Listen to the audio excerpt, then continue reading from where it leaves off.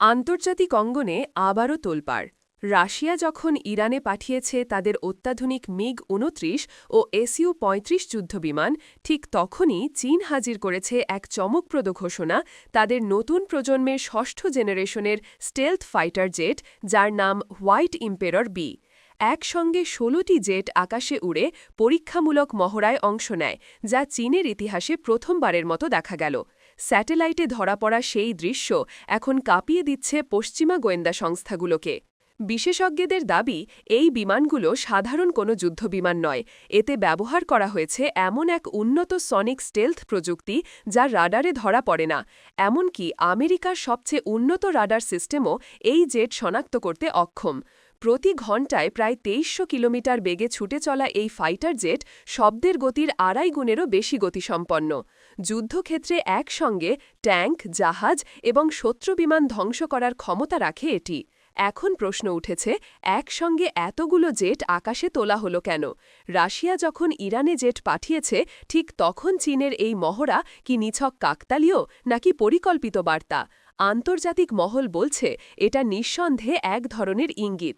চীন ও রাশিয়া এবার একসঙ্গে ইরানকে মধ্যপ্রাচ্যের সবচেয়ে শক্তিশালী সামরিক ঘাঁটি বানাতে চাইছে। ওয়াশিংটনের সূত্র মতে, চীন হয়তো গোপনে ইরানকে এই জেটগুলো সরবরাহের প্রস্তুতি নিচ্ছে। একবার যদি হোয়াইট ইম্পেরর বি ইরানের হাতে পৌঁছে যায়, তাহলে মধ্যপ্রাচ্যের সামরিক ভারসাম্য এক মুহূর্তেই বদলে যাবে। ইতোমধ্যেই ইসরায়েলি গোয়েন্দারা জানিয়েছে, ইরানের আকাশসীমায় রাশিয়ার জেট চলাচল শুরু হয়েছে। তার ওপর যদি চীনের এই নতুন প্রজন্মের বিমান যুক্ত হয়, তাহলে সেটি হবে আঞ্চলিক নিয়ম লঙ্ঘনের এক বড় নজির। চীন এখনও আনুষ্ঠানিকভাবে কিছু বলেনি, তারা শুধু বলছে, এটা আমাদের প্রতিরক্ষা উন্নয়নের অংশ। কিন্তু আন্তর্জাতিক পর্যবেক্ষকরা বলছেন, এর আড়ালে রয়েছে বড় কোনো গোপন সমঝোতা। চীন, রাশিয়া ও ইরান, এই ত্রিমুখী জোট এখন বিশ্বের নজর কেড়ে নিচ্ছে।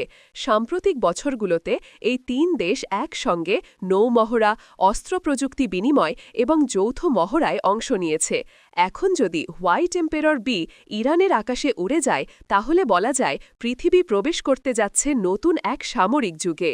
চীনের এই পদক্ষেপ কেবল ইরানকেই নয়, গোটা মধ্যপ্রাচ্যকেই নতুন এক শক্তির কেন্দ্রে পরিণত করতে পারে।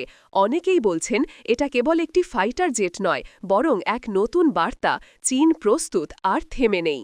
এখন চোখ শুধু এক জায়গায়, চীন কি সত্যি এই জেটগুলো ইরানে পাঠাবে? আর যদি পাঠায়, তবে আমেরিকার প্রতিক্রিয়া কী হবে? আন্তর্জাতিক রাজনীতির পরবর্তী অধ্যায় এখন অপেক্ষা করছে সেই এক ঘোষণার।